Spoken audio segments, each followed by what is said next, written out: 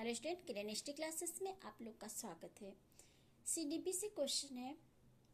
Question पहला है, बच्चों के शारीरिक विकास का सीधा संबंध किससे है? ए वृद्धि दर, ग्रोथ रेट, दूसरा संवेदी प्रकर सेंसरी फिक्सिंग, तीसरा सूक्ष्म और सकल मोटर कौशल, चौथा अंतर्वैयक्तिक संबंध। तो इसमें पूछे बच्चों के शारीरिक विकास का सीधा संबंध किससे है?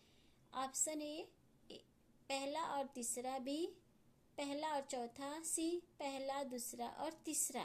तो आंसर हमारा हो जाएगा सी, पहला दूसरा और तीसरा। शारीरिक विकास का तात्पर्य बालक की शारीरिक संरचना एवं उसमें होने वाला परिवर्तन है।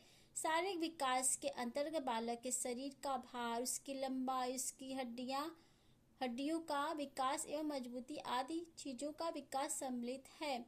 बच्चे के शारीरिक विकास का सीधा संबंध उनके बुद्धि दर, संवेदी प्रकार और सूक्ष्म और सकल मोटर कौशल से है। प्रारंभिक बचपन के दौरान होने वाले शारीरिक परिवर्तन में बुद्धि दर, सूक्ष्म मोटर समन्वय, सकल मोटर समन्वय वृद्धि और संतुलन वृद्धि शामिल है।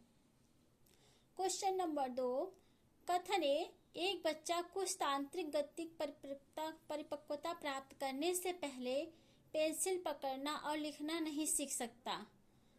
तर्क, सीखना विकास पर निर्भर है।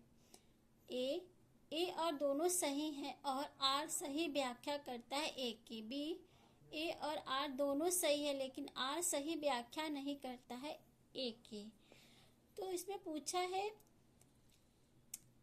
कथन ए, एक बच्चा कुछ तांत्रिक गतिक परिपक्वता प्राप्त करने से पहले पेंसिल पकड़ना और लिखना नहीं सीख सकता। तर्क आर, सीखना विकास पर निर्भर है। आंसर हमारा हो जाएगा ए और आर दोनों सही हैं और आर सही व्याख्या करता है ए की।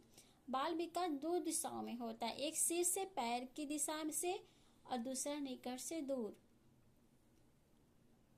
क्वेश्चन नंबर 3, शिक्षकों को सिखाना चाहिए कि डांट सामाजिकरण की प्राथमिक संस्था है जिसकी माध्यमिक बचपन में भी भूमिका है।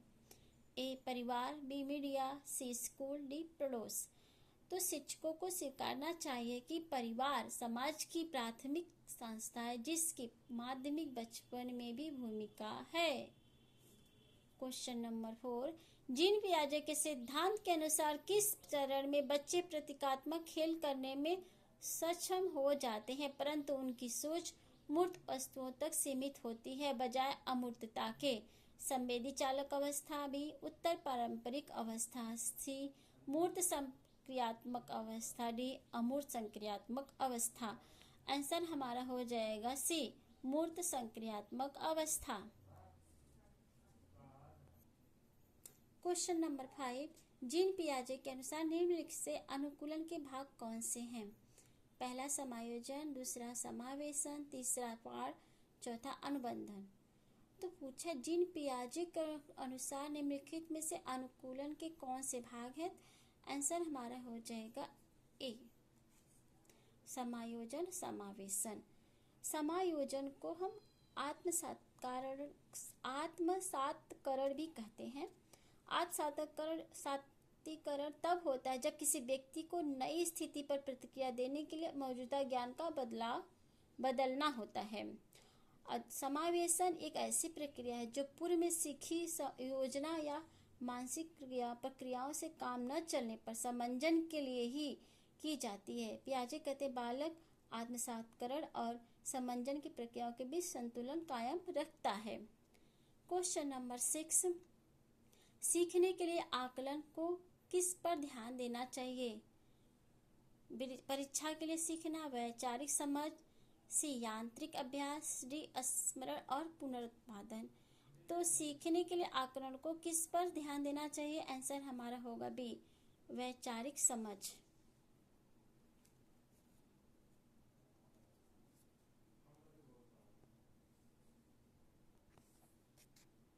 Thanks for watching for video.